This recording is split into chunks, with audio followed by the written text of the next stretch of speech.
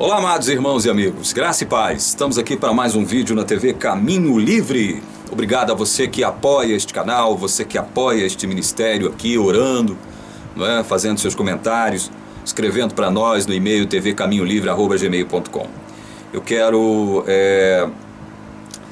fazer uma observação em relação a um e-mail que eu recebi do irmão Hélio, dizendo que no dia 1º de novembro de 2018 eu gravei um vídeo falando sobre o juízo investigativo da Igreja Adventista, onde eu afirmo que Mateus 24:15, quando Jesus cita o abominável da desolação ali,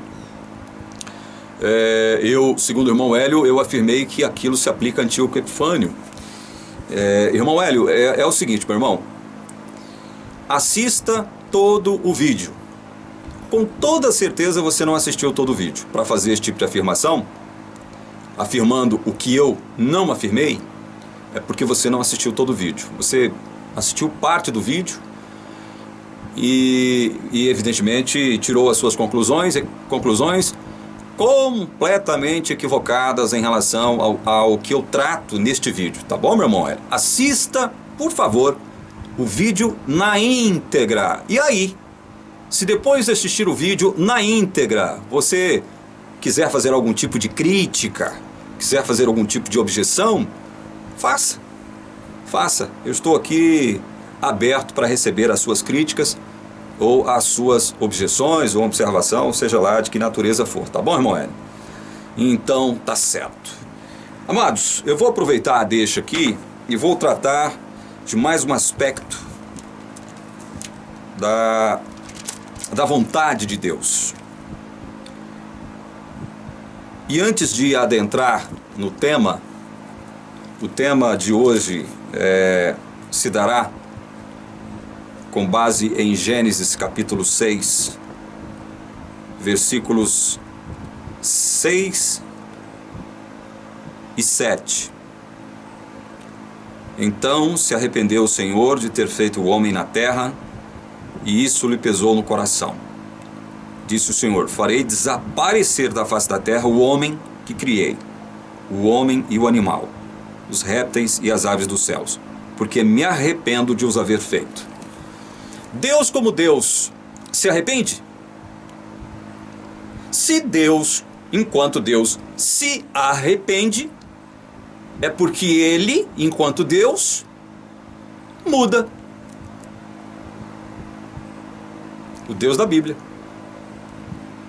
Se o Deus da Bíblia muda conforme as contingências da vida, conforme as circunstâncias que vão surgindo, que vão aparecendo,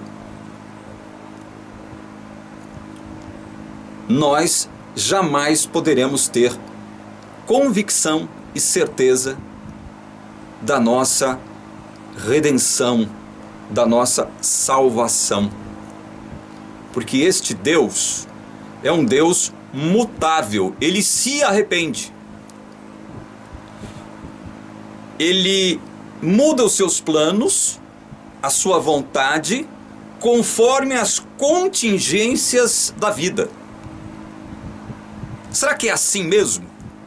Será que Deus se arrepende, como o texto de Gênesis 6, 6 e 7 está afirmando aqui, que Deus se arrependeu? Será que isso realmente corresponde com a verdade dos fatos a respeito do nosso Deus? Nosso Deus é um Deus que se arrepende. Então, para começo de conversa, vamos ler Números 23, 19. Números... Vamos lá? Se você está com a sua Bíblia aí, abra a sua Bíblia em Números capítulo 23, verso 19, que diz assim: Deus não é homem para que minta, nem filho de homem para que se arrependa. Paremos por aqui. Nem filho de homem para que se arrependa. Olha só, em Gênesis Deus se arrependeu. Mas aqui em Números, o mesmo Moisés que escreveu Gênesis está dizendo que Deus não é homem para que minta, nem filho do homem para que se arrependa. Quem que está certo? Moisés ou Moisés? Quem que está certo? Moisés no Gênesis ou Moisés em Números? Como é que você poderia me responder isso? E se eu dissesse para você que Moisés em Gênesis está certo e Moisés em Números está certo, você aceitaria as duas hipóteses como corretas, como verídicas? É claro que sim.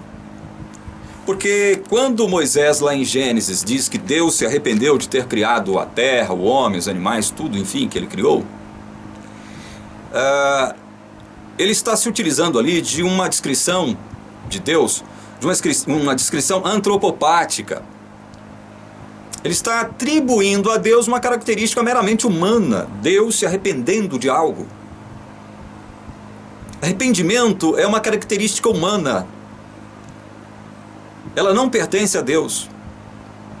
Mas é comum aos escritores bíblicos, a alguns profetas, se utilizarem de uma descrição antropopática para descreverem a Deus ou alguma ação de Deus em uma determinada circunstância. Ah, Deus se arrependeu de ter feito isso, Deus se arrependeu de ter feito aquilo. Isso é um antropomorfismo. São descrições humanas aplicadas à pessoa de Deus. Isso não quer dizer também que a Bíblia é contraditória ou que o nosso Deus seja contraditório. Ou também, é o principal, é onde nós queremos chegar aqui, que Deus seja um Deus mutável. Um Deus que vai mudando conforme as circunstâncias vão se alterando, vão se modificando. Olha só, se for assim, como é que fica Tiago? Abre aí Tiago. Tiago, capítulo 1, verso 17, diz assim: toda boa dádiva e todo dom perfeito são lá do alto, descendo do Pai das luzes, em quem não pode existir variação ou sombra de mudança. Olha só, não pode existir variação nem sombra de mudança em Deus. Deus não muda. Não é isso que Malaquias 3,6 diz? Abra lá agora. Malaquias. O último livro do Velho Testamento. Vamos lá para Malaquias. Capítulo 3. E o verso que nós vamos ler é o 6. Agora preste atenção nisso aqui. Porque eu, o Senhor, não mudo. Por isso vós, ó filhos de Jacó, não sois consumidos. Olha só que versículo interessante esse aqui. Em Gênesis, Deus se arrependeu. Em outros relatos, nós vemos também Deus se arrependendo. Por exemplo, eu não vou ler agora para ganhar tempo, mas Deus se arrependeu de dizimar o povo quando o povo fez um bezerro de ouro ali no deserto, sob a liderança de Arão. Deus prometeu para Moisés: olha, eu vou dizimar esse povo, vou acabar com a raça desse povo aqui. Aí Moisés intercedeu para Deus e o texto ali de Êxodo 32, se não me engano 12 e 14, dizem claramente que Deus se arrependeu de destruir o povo. Numa outra ocasião, Deus elegeu Saul como rei de Israel, o primeiro rei de Israel. Mas lá na frente, Deus diz que se arrependeu de ter escolhido Esaú como rei de Israel. E aí, como entender isso?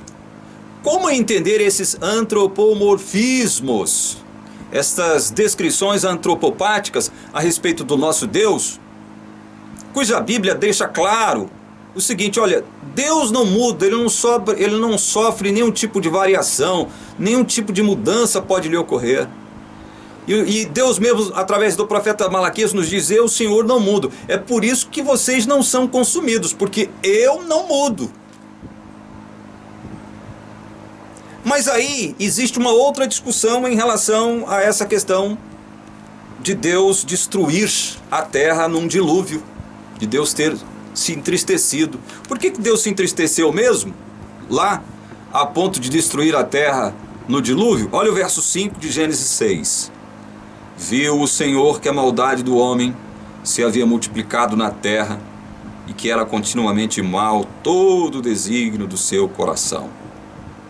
Continuamente mal todo o desígnio do coração humano. Está aqui a explicação do porquê que Deus se arrependeu ou se entristeceu. Mas aí alguém pode perguntar: mas não era desígnio de Deus Não foi parte do desígnio de Deus preordenar o mal? Preordenar o pecado? Alguém poderia me questionar, e é isso que me questionam todo santo dia aqui na TV Caminho Livre. Deus preordenou a existência do mal, Deus preordenou a existência do pecado, sim senhor. Agora, isto significa que Deus se alegra com isso? A essência de Deus, a natureza de Deus, pode se alegrar com isso? É isso que a Bíblia afirma? Não é isso que a Bíblia afirma. Não é isso que a Bíblia afirma. Como entender uma coisa e outra, então? Será que nós calvinistas, nós reformados, não interpretamos a coisa de modo tão equivocado que nós, com a nossa teologia, fazemos Deus se transformar num monstro sádico, insensível, maldoso, tirânico, um demônio, um Deus mais parecido com um demônio do que com um Deus amoroso e misericordioso? Será que não é culpa nossa, de nós reformados, de nós calvinistas? É claro que não. Porque a Bíblia afirma as duas coisas. Deus é soberano e pré-ordenou a existência do mal. Como entender, se não for assim, como entender a afirmação? Abre aí, Apocalipse 14. Apocalipse 14, verso 6. Apocalipse 14, 6 diz assim: Vi outro anjo voando pelo meio do céu, tendo um evangelho eterno para pregar aos que se assentam sobre a terra e a cada nação e tribo e língua e povo. Evangelho eterno. O que pressupõe isso, amados irmãos e amigos?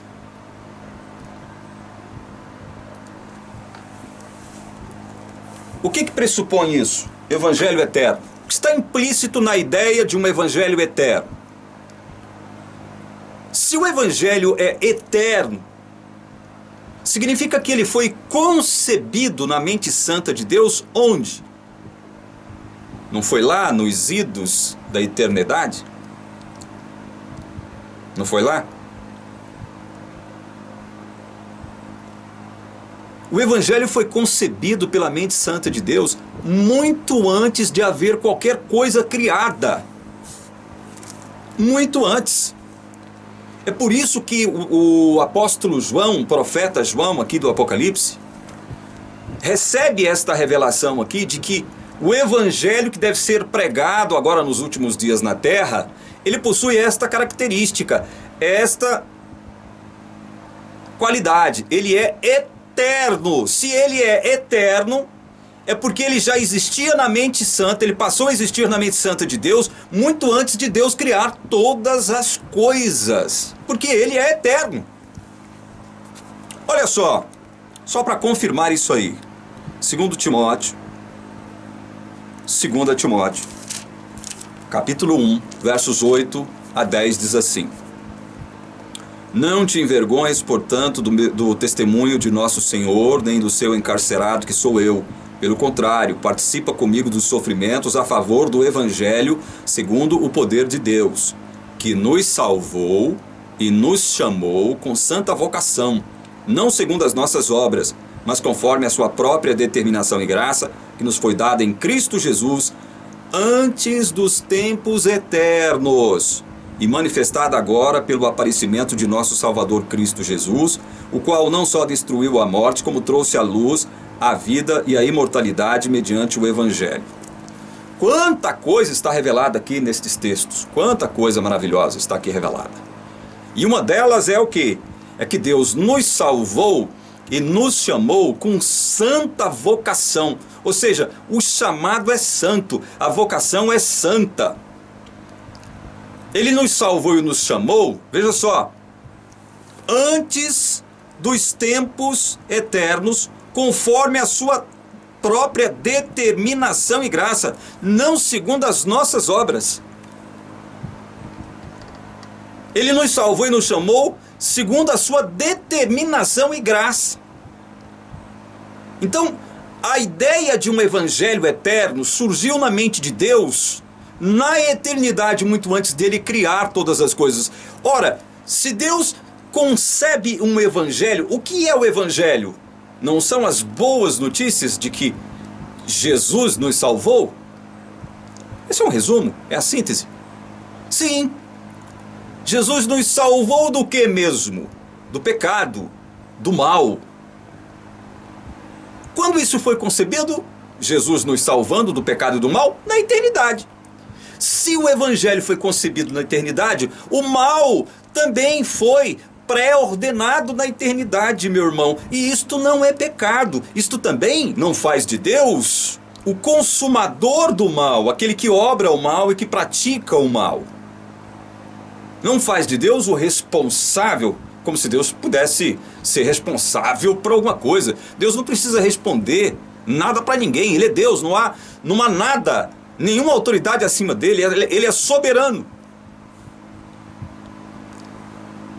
Mas ele pré-ordenou o mal lá na eternidade, porque ele tem um propósito santo para com isso, embora nós, seres humanos, não compreendamos isso. Isso quer dizer que Deus se satisfaz com o mal, que Deus tem prazer, Deus se alegra com o mal que ele observa no ser humano? É claro que não. Outra coisa, eu vou abrir um parênteses aqui. Nós não podemos fazer teologia com base no que poderia ter sido. Por que eu estou fazendo esse tipo de afirmação aqui?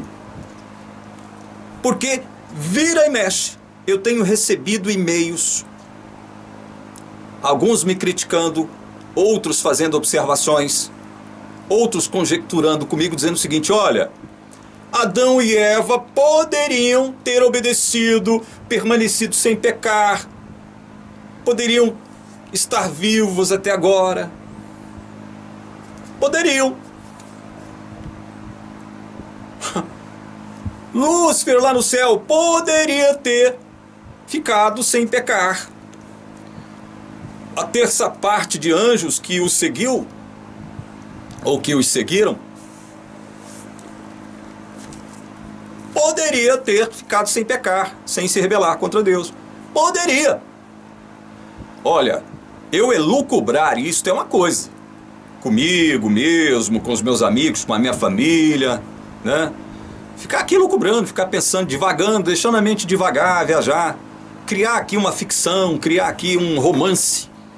É uma coisa. Agora, eu fazer teologia com base nisso, deixa eu dizer uma coisa, com todo respeito, é absurdo.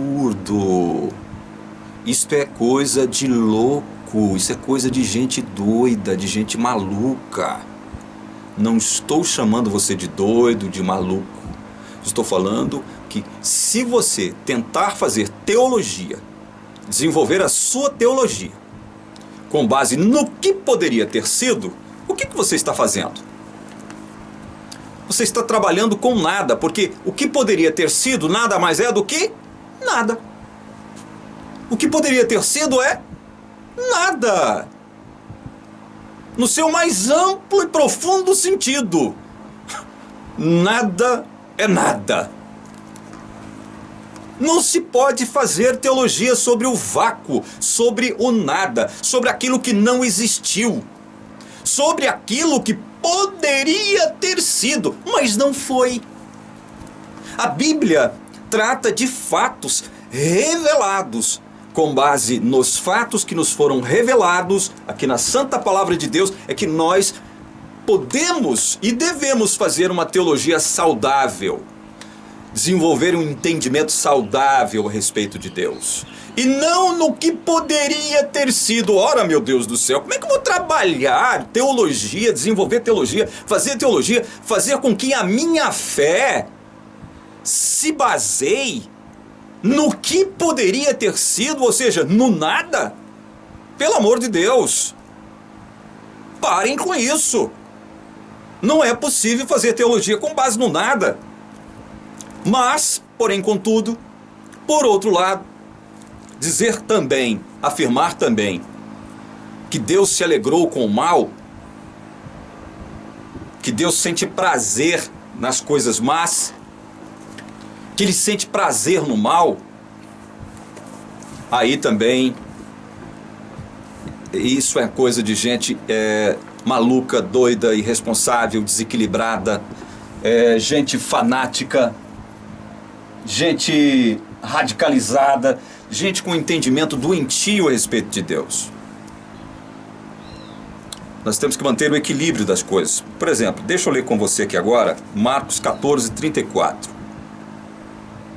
Marcos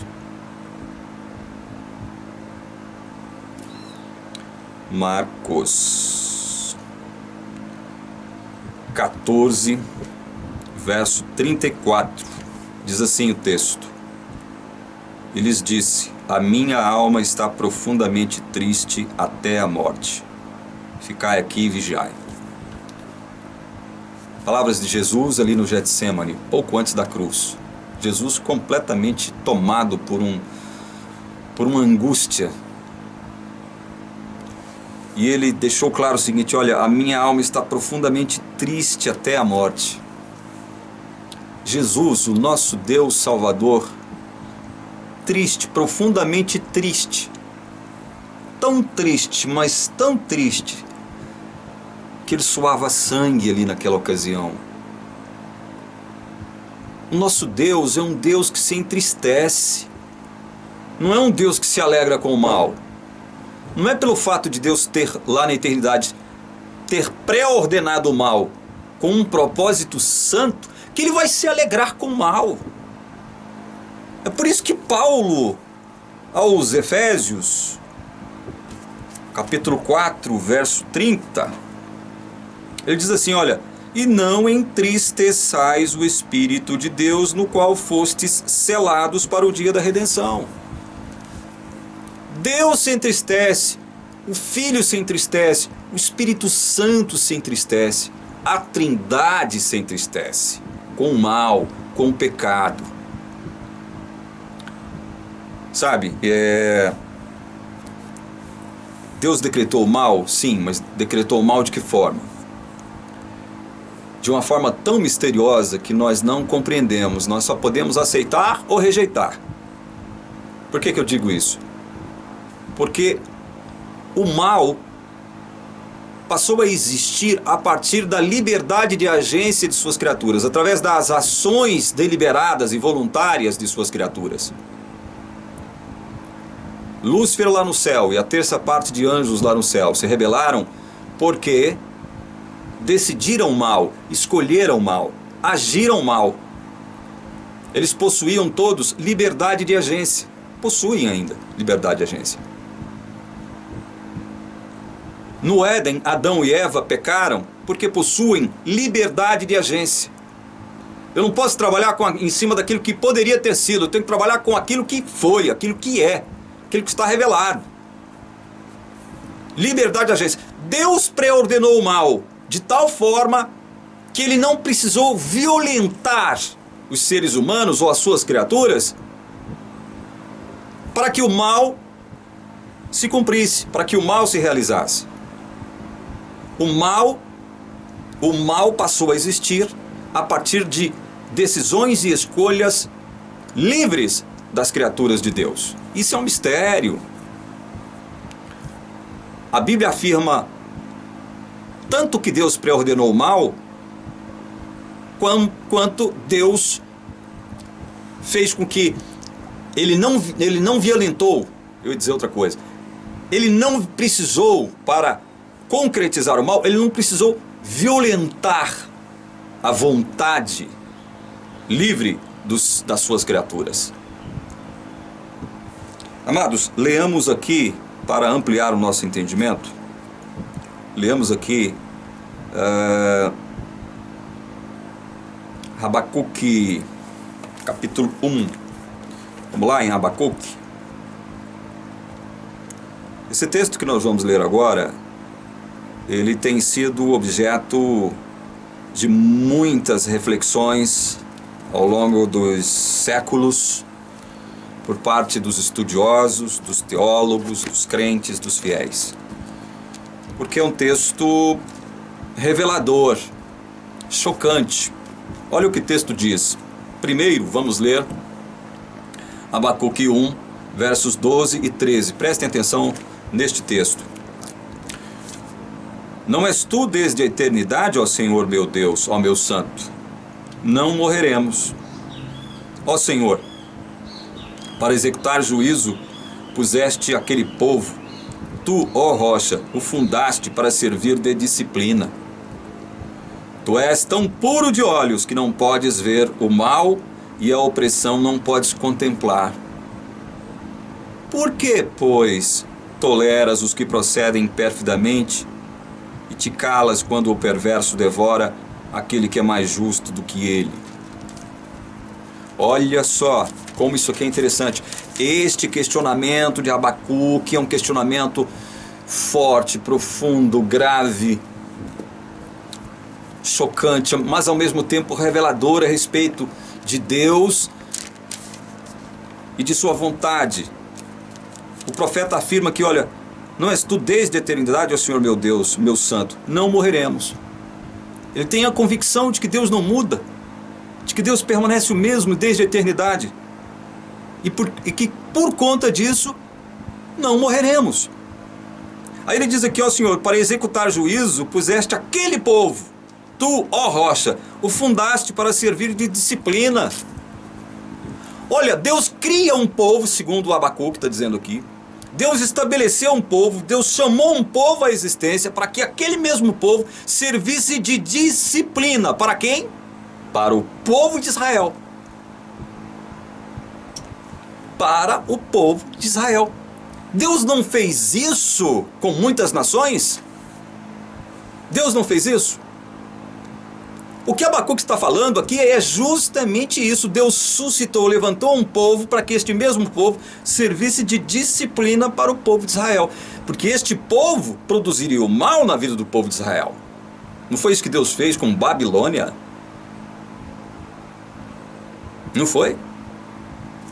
E aí olha o que ele diz no verso 13. Tu és tão puro de olhos que não podes ver o mal e a opressão não podes contemplar. Só que aí ele faz uma pergunta, e essa pergunta é chocante. Olha só a pergunta que ele faz. Por que, pois, toleras os que procedem perfidamente e te calas quando o perverso devora aquele que é mais justo do que ele? Senhor, se o Senhor é tão puro de olhos que não pode ver o mal, se o Senhor, como ele diz aqui, não podes contemplar a opressão, por que o Senhor se cala diante do mal, daqueles que procedem perfidamente, diante do perverso que devora aquele que é mais justo do que ele? Por que o Senhor se cala, Senhor, diante disso? Não são questionamentos chocantes que o profeta faz aqui a respeito de Deus? Porque se Deus não é mau, se ele não pode contemplar o mal, se ele não pode se comprometer com o mal, se ele não pode contemporizar com o mal, ele em si não é mau, ele não tem nada de mal, por que Deus se cala diante do mal? Deus é mau por conta disso? Para muita gente, sim. Para muitos hoje no mundo, Deus é mau. Para muitos, Deus não existe, justamente porque o mal existe, porque esse Deus bom, sobre o qual os cristãos afirmam, sobre o qual os cristãos dizem, no qual os cristãos dizem crer, se ele existe, então, segundo esses, o mal não deveria existir. Deus é mau? É óbvio que nenhum crente fiel vai dizer isso, que Deus é mau.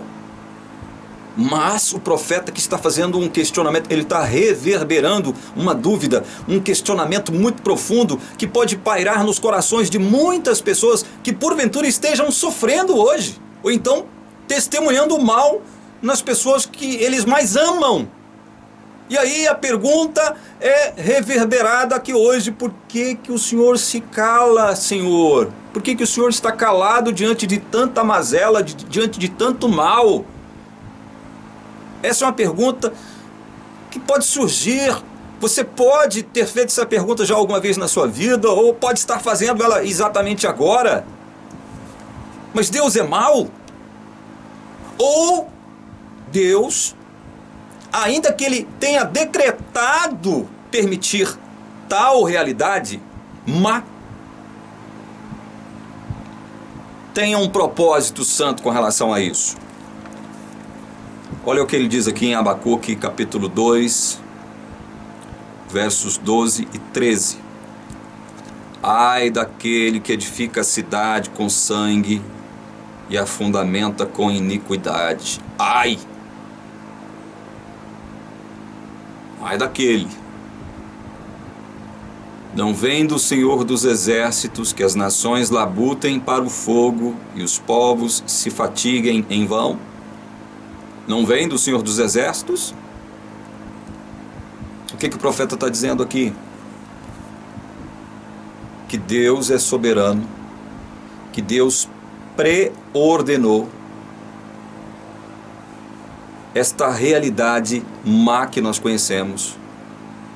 No entanto, veja só, o fato de Ele ter preordenado isso não significa que os homens que praticam o mal, que praticam o pecado, serão desconsiderados, serão desculpados por isso. O próprio verso 12 diz: ai daquele que edifica a cidade com sangue e a fundamenta com iniquidade. Então nós temos aqui uma declaração de que o mal, esta realidade má, ela provém do Senhor, sim, porque Deus é soberano. Só que tem um detalhe: isto se cumpre através do quê? Da liberdade de agência das criaturas que Deus criou aqui na terra. Os responsáveis pelo mal aqui na terra são suas criaturas, não Deus. Não Deus. Deus tem um propósito com isso? Claro que tem. É por isso que o próprio Abacuque diz aqui em Abacuque 2, verso 4: eis o soberbo, sua alma não é reta nele, mas o justo viverá pela sua fé. Aquele que é justo vive não porque ele confia em si mesmo, porque ele sabe que ele é um bosta, como eu sei que eu sou um bosta. O justo vive não porque ele tenha uma noção equivocada, um conceito exagerado a respeito de sua bondade, de suas capacidades, de seus talentos. Não, o justo não vive por conta disso, não. O justo não vive por conta de sair afirmando por aí que ele é melhor do que quem quer que seja, do que ele sabe mais do que todo mundo. O justo vive pela fé. Fé no quê? Fé nesse Deus maravilhoso que controla todas as coisas, que tem um plano que tem uma vontade soberana, um plano de redimir o seu povo, os seus crentes, os seus justos, os seus eleitos. É com base nisso que o justo vive. Ele vive crendo na palavra de Deus, no plano de Deus, sabendo que o evangelho é eterno, a aliança é eterna, a redenção é eterna, o amor divino é eterno. É com base nisso que o justo vive. Abram Romanos capítulo 9. Romanos capítulo 9, versos 22 e 23. Diz assim: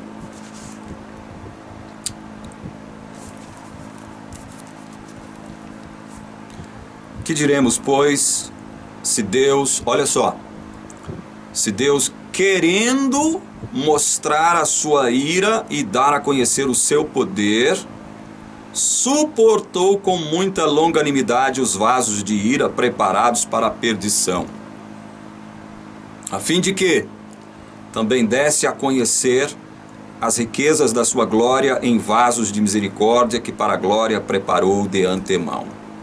Olha só, o que esses textos estão dizendo, irmãos? Estão dizendo duas coisas, uma extremamente negativa, outra extremamente positiva, mas as duas procedentes deste mesmo Deus, este mesmo Deus que concebeu um evangelho eterno. Aonde? Lá na eternidade. Paulo vai mais longe, como nós lemos aqui, em dizer o seguinte: olha, Ele nos salvou, nos chamou, não segundo as nossas obras, mas segundo a sua própria determinação e graça, antes dos tempos eternos. Ou seja, Deus se autodeterminou a derramar graça sobre os seus escolhidos, sobre o seu povo, lá na antes dos tempos eternos, ou seja, antes de qualquer coisa criada. É plano dele.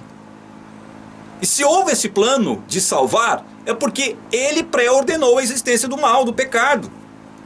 Olha só o que esses dois textos estão dizendo, que nós acabamos de ler. Que diremos, pois, se Deus, querendo mostrar a sua ira e dar a conhecer o seu poder, suportou com muita longanimidade os vasos de ira preparados para a perdição. Deus vai mostrar a sua ira e o seu poder nos vasos de ira preparados para a perdição.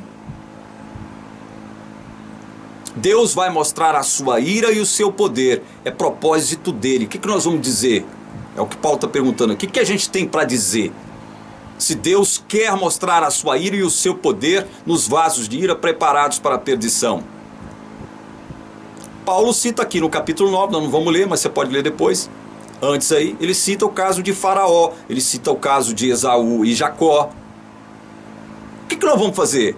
Ele levantou o Faraó simplesmente para revelar isso aqui, ó, a sua ira e o seu poder na vida de Faraó. Ele não levantou o Faraó para dar oportunidade de salvação a Faraó. O que nós vamos dizer? O que você vai dizer? Deus levantou Judas Iscariotes para mostrar nele a sua ira e o seu poder. E aí, o que você vai dizer? Deus não levantou Judas para dar oportunidade de salvação para ele? Você não pode trabalhar com base naquilo que poderia ter sido, meu irmão. Você tem que trabalhar com base nos fatos revelados. Então, assim como Deus quer mostrar a sua ira e o seu poder nos vasos de ira, ou seja, ele vai condenar muita gente, mas veja, esses vasos de ira, muito embora tenham sido, como diz Paulo, que preparados para a perdição, são vasos de ira por conta da sua liberdade, da sua própria liberdade de ação, sua liberdade de agência. Estão sendo destinados e serão destinados à ira porque agiram mal, escolheram mal, tomaram decisões más, fizeram escolhas más. Não porque Deus os violentou de algum modo, não porque Deus fez deles marionetezinhas sem liberdade de agência. Não foi por isso. É isso que nós temos que entender. Ao mesmo tempo, olha o verso 23, a fim de que também o quê? Desse a conhecer as riquezas da sua glória em vasos de misericórdia que para a glória preparou de antemão. Esses vasos de misericórdia, como nós acabamos de dizer aqui, foram preparados de antemão. Deus, antes dos tempos eternos, nos chamou e nos salvou, não segundo as nossas obras, mas segundo a sua determinação e graça antes dos tempos eternos. Para mostrar o que em nós? As riquezas da sua glória. Em nós, os escolhidos, ele vai manifestar a riqueza da sua glória. E por isso nós damos glória a Deus agora. Agora, Deus é mau? Deus é injusto? Meu irmão, nós estamos lendo a palavra de Deus. Nós estamos lendo a palavra de Deus. É a palavra de Deus que está sendo lida. Nós não estamos distorcendo o sentido de nada. E outra coisa, hein? Não estamos aqui servindo como advogado de Deus, não. Deus não precisa de advogado, coisíssima nenhuma. Deus não precisa de defensor, coisíssima nenhuma. Eu sou um pregador, eu sou um evangelista, é só isso que eu sou. Estou pregando a palavra, porque Deus me mandou pregar a palavra. Deus não precisa de advogado, Deus não precisa de defensor. Agora, eu tenho que ser correto com a palavra. Eu tenho que procurar entender aquilo que a palavra revela como fato, como verdade, e aquilo que a palavra não revela. E eu não posso, repito, fazer teologia com base no que poderia ter sido. Judas poderia ter negado, Judas poderia ter obedecido, poderia não ter traído Jesus. É mesmo? Onde que isso está na Bíblia, meu irmão? Você vai construir a sua teologia agora com base no que poderia ter sido e não foi? Você vai construir a sua teologia com base no nada? Ou nos fatos que nos foram revelados pela palavra de Deus? Com base em que você vai construir a sua teologia? Só para justificar um entendimento preconcebido que você tem a respeito de Deus? Olha, por que Deus então destruiu o mundo lá no dilúvio?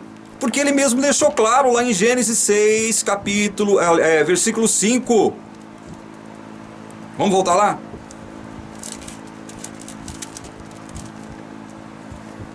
Gênesis 6, 5 diz assim: viu o Senhor que a maldade do homem se havia multiplicado na terra e que era continuamente mal todo o desígnio do seu coração. Por que a maldade do homem se multiplicou sobre a terra? Porque era continuamente mal todo o desígnio do coração de toda a humanidade. E por que isso era assim? Isso é uma coisa que eu estou repetindo aqui praticamente desde quando eu comecei a TV Caminho Livre. Porque quando Adão e Eva pecam lá no Éden, Deus disse antes: não comam da árvore, porque senão vocês vão morrer no dia que vocês comerem dessa árvore. Vocês vão morrer.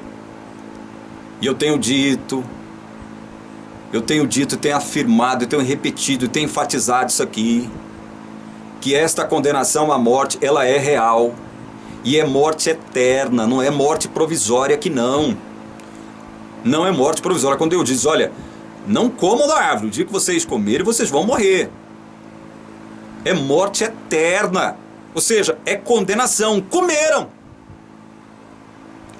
Adão e Eva foi lá e comeu. Porque é isso que a Bíblia diz. Não adianta ficar elucubrando aqui.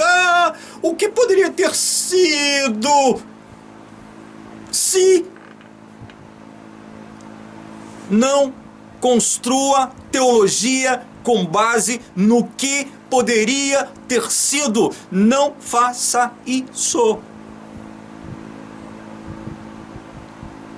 Construa o seu entendimento de Deus com base no que está revelado. Por que era mal, continuamente mal, os desígnios do coração de toda a humanidade a quem Deus destruiu no dilúvio? Porque esta foi a consequência do pecado de Adão e Eva. Adão e Eva transmitiram isso para os seus descendentes, essa condenação. É por isso que Paulo, em 1 Coríntios, em Romanos capítulo 5, ele diz: olha, em Adão todos morrem, só há morte em Adão. Todos estão condenados em Adão. Mas aí Deus não destrói tudo, ele destrói quase tudo, porque, segundo o verso 8, ele diz aqui: porém, Noé achou graça diante do Senhor. Noé não foi destruído, ele e a sua família, por quê? Porque achou graça diante do Senhor. Noé não foi salvo porque ele era cumpridor de mandamentos, porque ele era justo em si mesmo, porque ele possuía livre-arbítrio, porque ele possuía uma capacidade inerente de ser santo ou mais santo do que todo mundo. Não, Noé foi salvo justamente porque ele achou graça diante do Senhor.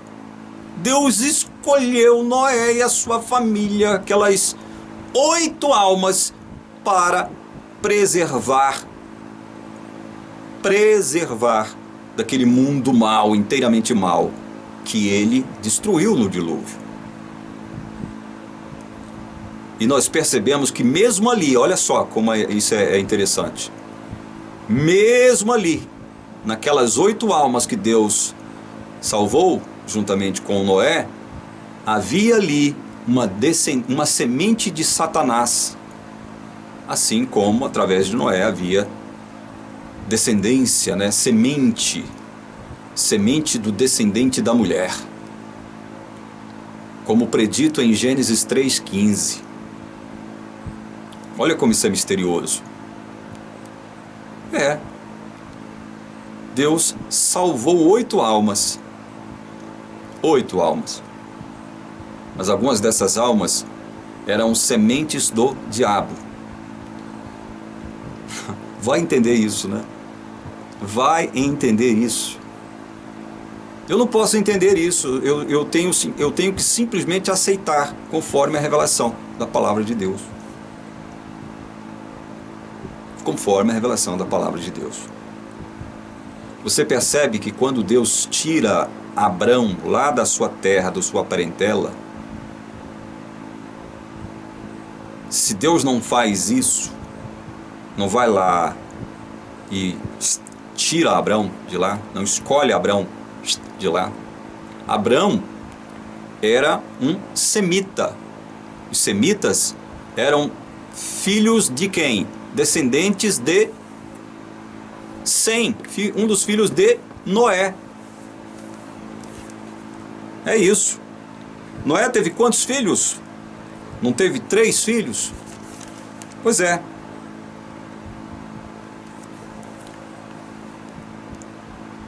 Um deles era uma semente amaldiçoada. E Deus salvou mesmo assim. Por quê? Porque Deus tinha um propósito para cumprir com isso. Tinha não, tem. E Deus está cumprindo esse propósito. E nós estamos revelando isso aqui na TV Caminho Livre. O tempo todo mostrando isso aqui. Quer ver? Vamos ler Jeremias. Estou terminando. Jeremias capítulo 18. Vamos lá, abrir Jeremias. Capítulo 18.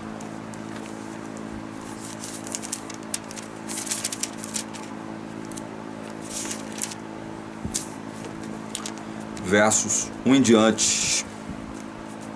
Palavra do Senhor que veio a Jeremias dizendo: Dispõe-te, desce à casa do oleiro, e lá ouvirás as minhas palavras. Desci à casa do oleiro, e eis que ele estava entregue a sua obra sobre as rodas. Como o vaso que o oleiro fazia de barro se lhe estragou na mão, tornou a fazer dele outro vaso, segundo bem lhe pareceu. Então veio a minha palavra do Senhor: Não poderei eu fazer de vós como fez este oleiro, ó casa de Israel? Diz o Senhor: Eis que, como barro na mão do oleiro, assim sois vós na minha mão, ó casa de Israel.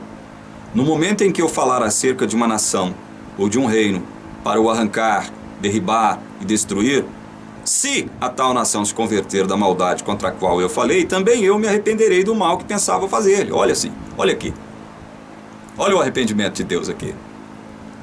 E no momento em que eu falar acerca de uma nação ou de um reino, parei ou edificar e plantar, se ele fizer o que é mal perante mim e não der ouvidos à minha voz, então me arrependerei do bem que houvera dito lhe faria. Ora, pois, fala agora aos homens de Judá e aos moradores de Jerusalém, dizendo: Assim diz o Senhor: Eis que estou forjando o mal e formo um plano contra vós outros. Convertei-vos, pois, agora cada um do seu mau proceder, e emendai os vossos caminhos e as vossas ações.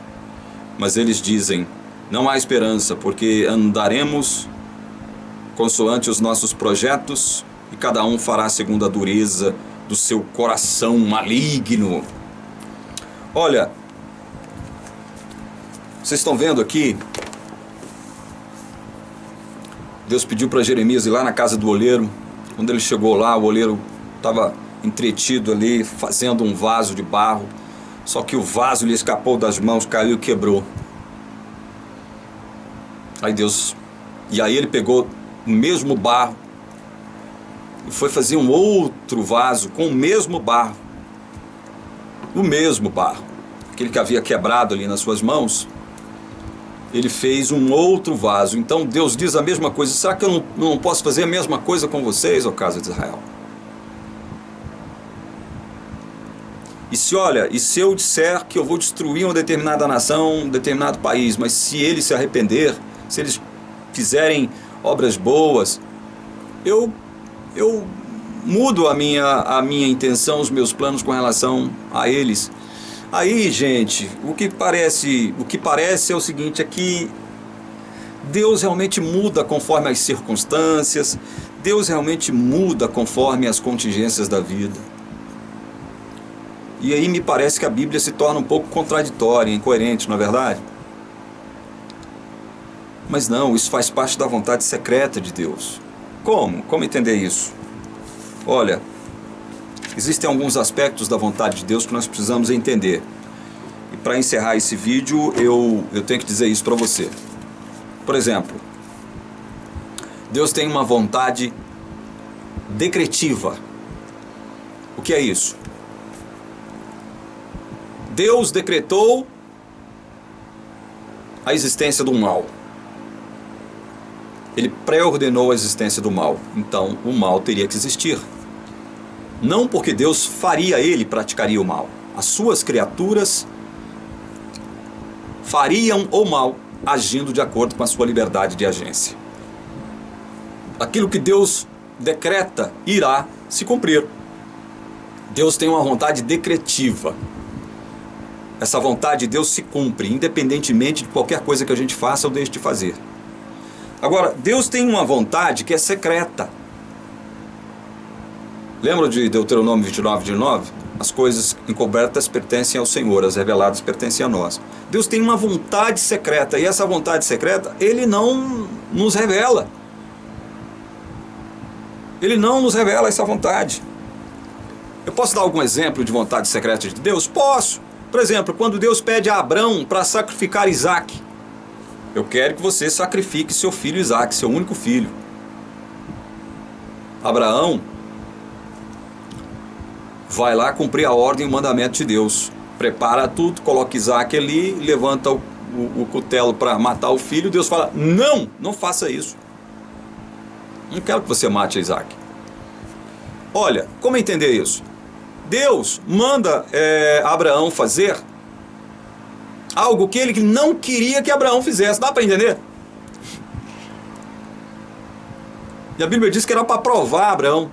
Olha, Deus sabia como que Abraão iria agir ou não. Deus sabe. Deus é Deus, Ele é onisciente.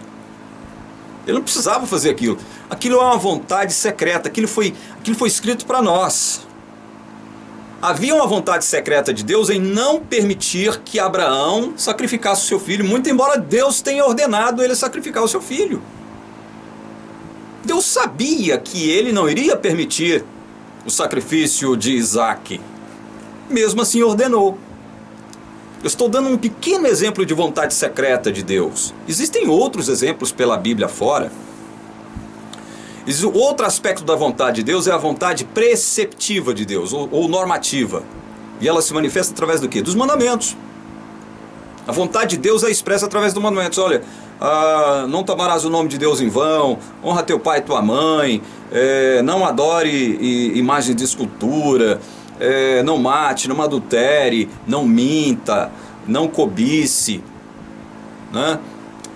É a vontade preceptiva, normativa, manifestada através dos mandamentos, que Deus criou para que nós andássemos neles. Essa é a vontade preceptiva de Deus. Existe um outro tipo de vontade. Essa vontade também é um pouco misteriosa. É a vontade de prazer. O que é isso? Lembra-se quando Deus diz lá em Ezequiel 33:11 o seguinte, olha, eu não tenho prazer na morte do ímpio, mas em que o ímpio se converta do seu mau caminho e viva. Eu não tenho prazer na morte do ímpio. Deus diz que não tem prazer. Ele não se sente feliz em condenar o ímpio. Assim como ele não se sentiu feliz ao destruir o mundo a primeira vez através do dilúvio. Deus não sente prazer nisso. Deus não se alegra com isso. No entanto, ele vai condenar o ímpio. Porque o ímpio é responsável pelas suas ações. Ele é responsável pelas suas ações, pelos seus pecados. Deus condena. Muito embora ele não tenha prazer, ele condena. É a vontade de prazer. Deus também não nos revelou o porquê disso. É quando Deus não faz aquilo que ele teria prazer em fazer de modo contrário. É um mistério. É um mistério. Vontade de prazer. Lembram-se quando Jesus, diante de Jerusalém, e fazendo um discurso duro para os escribas e fariseus, chamando eles de quê? Hipócritas, víboras, serpentes. Aí ele diz assim, lá embaixo, Mateus 23, Jerusalém, Jerusalém, que matas os profetas, que apedrejas os que te são enviados. Quantas vezes eu quis reunir os teus filhos, como a galinha junta os pintinhos debaixo das suas asas, e vós não quisestes. E muito arminiano que joga esse texto na cara na nossa cara, de nós reformados, calvinistas, dizendo o seguinte, está vendo? Olha aqui, ó, olha o livre-arbítrio aqui. Não fazem uma hermenêutica, não analisam o texto da forma como ele deve ser analisado e vêm jogar isso na nossa cara. Deus está condenando escribas e fariseus. É essa a Jerusalém para a qual ele chama a atenção. Essa Jerusalém composta por escribas e fariseus, os líderes religiosos, os líderes civis, é essa Jerusalém. E aí Deus diz o seguinte para essa gente, a quem ele condena em todo o capítulo 23, chamando de serpentes, de víboras, de hipócritas. Ele diz, olha, quantas vezes eu quis salvar os filhos, seus filhos, mas vocês não quiseram que eu fizesse isso. É esse o sentido do texto. É só ler. Porque o próprio Jesus ali no capítulo 23 de Mateus, ele diz o seguinte, olha, vocês não entram no reino de Deus e não deixam aqueles que querem entrarem. Vocês não entram e não deixam os outros entrarem. É por isso que vocês são serpentes, raça de víboras, hipócritas. É a vontade de prazer de Deus manifestada aí. Ela é muito misteriosa também. E por último eu salientaria um outro aspecto da vontade de Deus, que é a vontade, que é muito debatida também nos meios teológicos, a vontade permissiva. É quando Deus decreta permitir alguma coisa.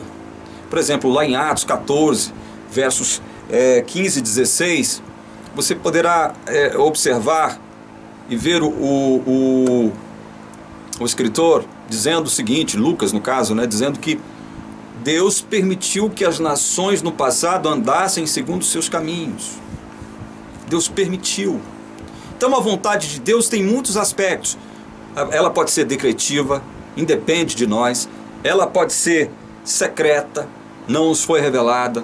Ela pode ser preceptiva, através dos mandamentos. Nós sabemos qual é a vontade de Deus, qual não é. Ela pode ser uma vontade de prazer. Deus não sente prazer na morte do ímpio. Ele condena um ímpio, mas não sente prazer em fazer isso. Não é prazeroso para Deus fazer isso. No entanto, ele faz. E Deus tem uma vontade permissiva, que é segundo o propósito dele, a gente também não tem como penetrar nisso. Então não adianta a gente unir alhos com bugalhos e achar que tudo é uma coisa só. Então, amados, é óbvio que esse tema tem muito ainda a ser discutido. Eu tenho muito ainda a discutir a respeito desse tema, é claro. Esse é um tema muito amplo e profundo e ele percorre toda a palavra de Deus.